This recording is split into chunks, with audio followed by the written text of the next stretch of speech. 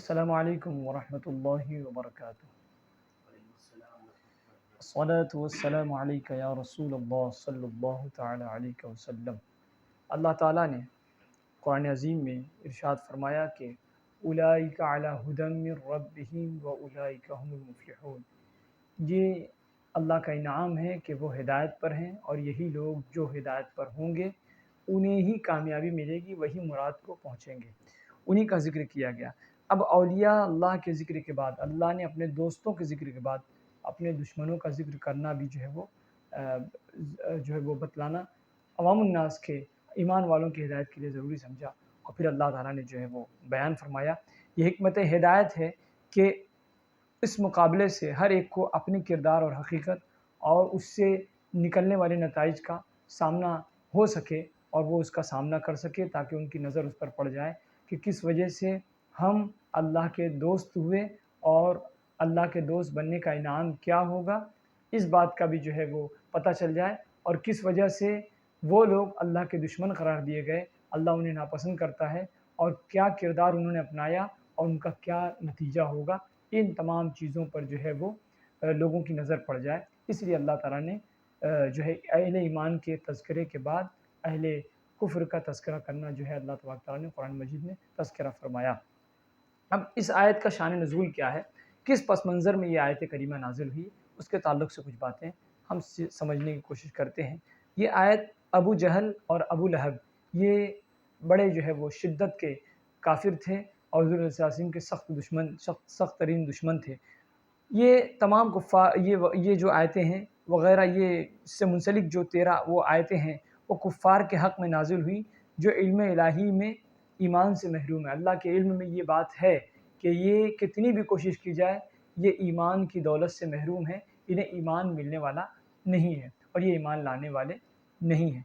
اب اس کے بعد اسی لیے ان کے حق میں اللہ تعالیٰ نے قرآن عظیم میں باضابطہ طور پر بیان فرمایا، مخالفت سے اللہ تعالیٰ کی مخالفت، وہ جو بھی اللہ تعالیٰ کی مخالفت کرتے ہیں کھلم کھلا، کہ ابو جہل ابو لہب یا ان کے جو بھی گروہ کے جو لوگ ہیں، جو ان کا گینگ ہے، جو ان کے ماننے والے ہیں، اور جو ان کی جی حضوری کرنے والے لوگ ہیں، تو وہ اللہ کی کتنی ہی مخالفت کیوں نہ کریں، تو اب جو ہے فرماتے کہ ان کے حق میں اللہ تعالیٰ کی مخالفت سے ڈرنا یا ڈرانا دونوں برابر ہے نا؟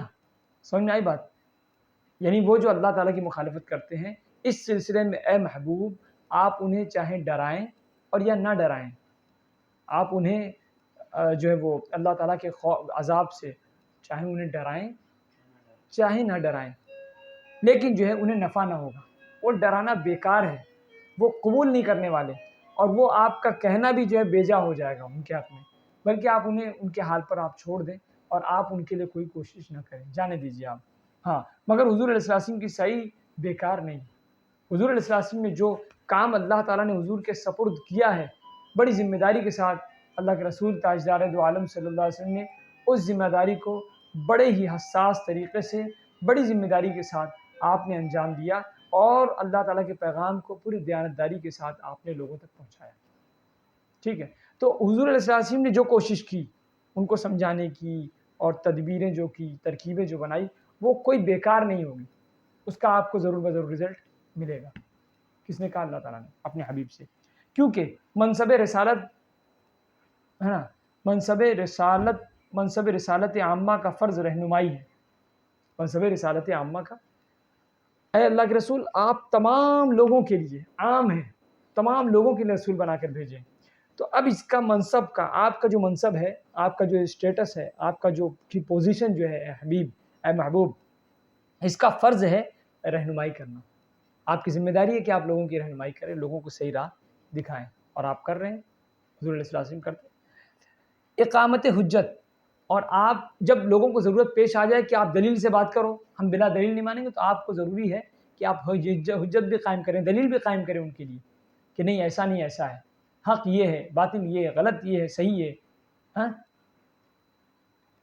بات سمجھ آ رہی ہے؟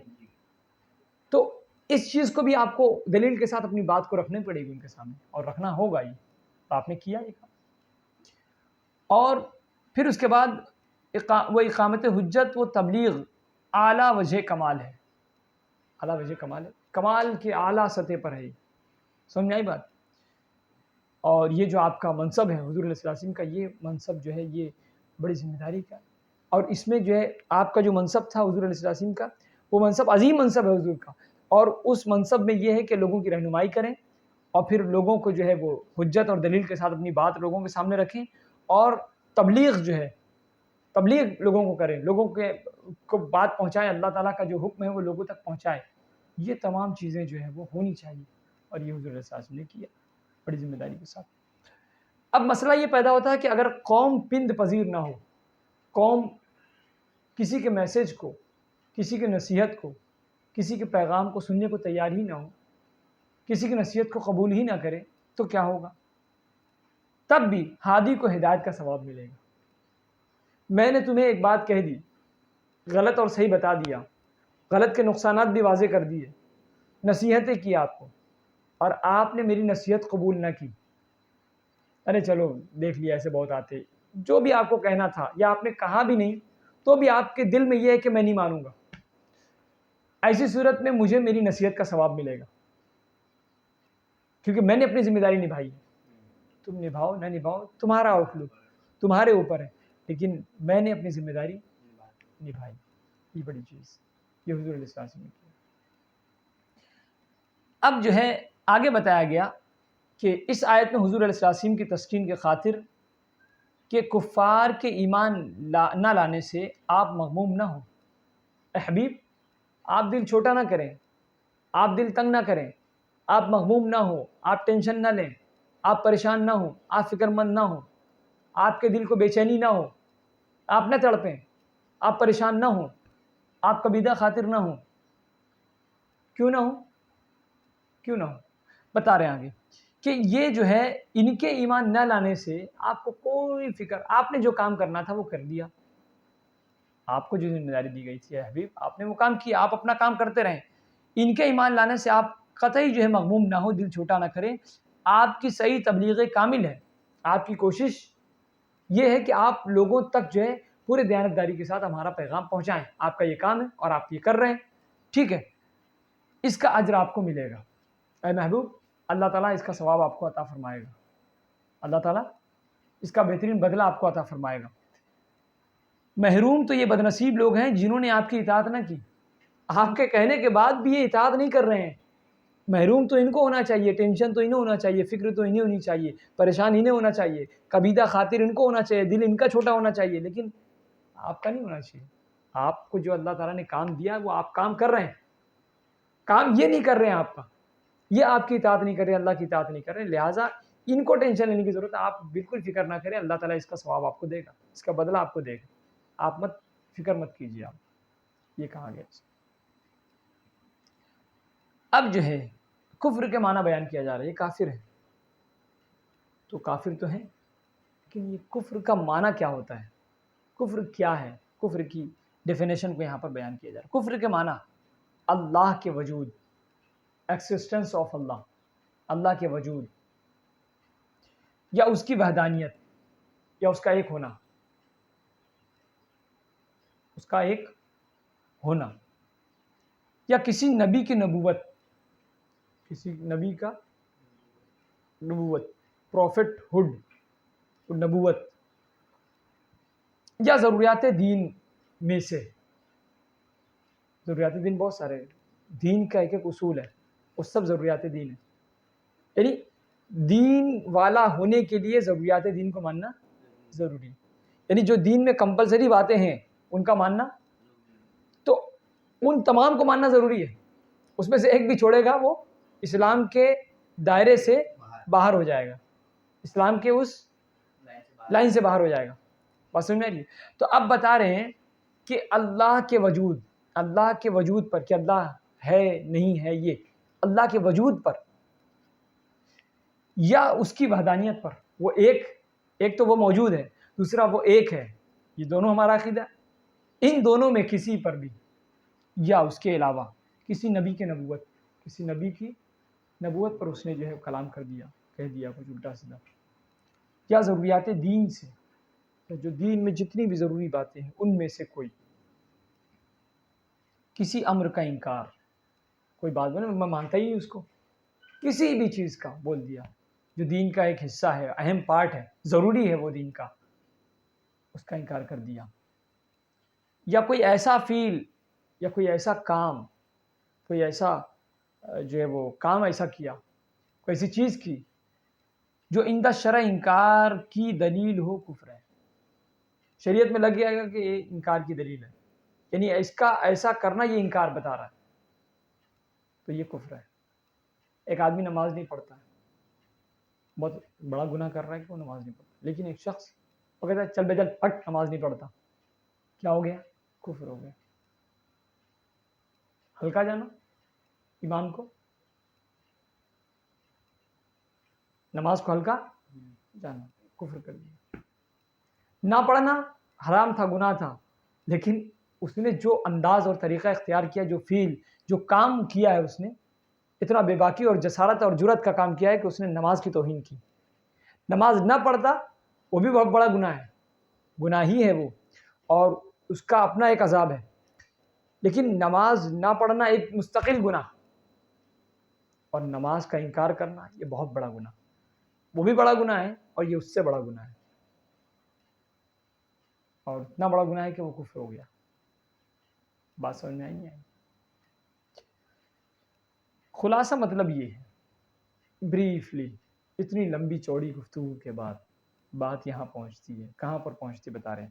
خلاصہ مطلب یہ ہے کہ کفر و ضلالت و گمراہی میں، کفر و ضلالت، سمجھ رہے ہیں، کفر میں، ضلالت، گمراہی میں ایسے ڈوبے ہوئے ہیں کہ حق کفار جو ہے ایسے ڈوبے ہوئے ہیں، ایسے اندر چلے گئے ہیں، ایسے دلدل میں پھنس چکے ہیں کہ حق کے دیکھنے سے، حق کو، سچائی کو دیکھنے، سننے اور سمجھنے، یہ تینوں سے اس طرح محروم ہو گئے جیسے کسی کے دل اور کانوں پر مہر لگی ہو. دیکھنے سے، سننے سے اور سمجھنے سے، ان تینوں سے قاصر ہو. سچ سامنے موجود ہے لیکن سچ کو دیکھ نہیں پا رہے ہیں. سچ سامنے موجود ہے لیکن سن نہیں سکتے ہیں. سچ سامنے موجود ہے، سمجھنے کی طاقت نہیں ہے ان کے اندر. یہ تینوں سے اس قدر اتنا محروم ہو گئے کہ ان کی پوزیشن، ان کی سچویشن، ان کی مثال ایسی ہے جیسے کسی کے دل اور کانوں پر مہر لگی ہوئی، جیسے کسی کے دل اور کانوں پر مہر لگی ہوئی ہے. دل اور تو حق کے دیکھنے، سننے، سمجھنے سے اس طرح محروم ہو گئے جیسے کہ کسی کے دل اور کانوں پر مہر لگی ہو. دل پر بھی مہر ہے، کان پر بھی مہر ہے، نہ سننے کی طاقت ہے، نہ سمجھنے کی طاقت ہے، نہ دیکھنے کی طاقت ہے. اس طریقے سے ان کا حال ہو گیا. اور پھر اور آنکھوں پر ان کے پردہ پڑا ہوا ہے. آنکھ پر پردہ ہے، آنکھ ہے ضرور لیکن آنکھ پر پردہ ہے. اور اس کی مثال یوں دی گئی کہ جس کے آنکھ پر پردہ پڑا ہو وہ کچھ نہیں دیکھ سکتا. اسی طریقے سے ان کا حال ہے کہ یہ ظاہر تو دیکھ رہے ہیں لیکن ان کے حقیقت حال یہ ہے کہ ان کی آنکھوں پر پردہ پڑا ہوا ہے. یہ حق کو دیکھ نہیں سکتے، سچ سن نہیں سکتے، اور جو ہے وہ بول نہیں سکتے حق، اور اس طریقے سے جو ہے وہ دیکھ نہیں سکتے، سمجھ نہیں سکتے. یہ تمام چیزوں سے محروم ہیں. خلاصہ مطلب یہ ان بریف. اب اس کے بعد مسئلہ پیدا ہوتا ہے کہ اس آیت سے یہ بھی معلوم ہوا کہ بندوں کے افعال بھی تحت قدرت ہے. بندے جو کچھ بھی کرتے ہیں، جو کچھ بھی کرتے ہیں، ایسا نہیں ہے کہ اللہ تعالیٰ کا غلبہ اس پر نہیں ہے، یا اللہ تعالیٰ کو اس کا علم نہیں ہے، یا اللہ تعالیٰ اس پر قابض نہیں ہے، اس پر اللہ تعالیٰ کا اختیار نہیں. سب چیز پر اللہ تعالیٰ کا اختیار ہے. بس میں بندے جو دیکھتے ہیں، سنتے ہیں، سمجھتے ہیں، کرتے ہیں، ان تمام پر جو ہے اللہ تعالیٰ کو قدرت ہے. وہ قادر مطلق ہے، ہر چیز پر اسے قدرت حاصل ہے، دسترس حاصل ہے.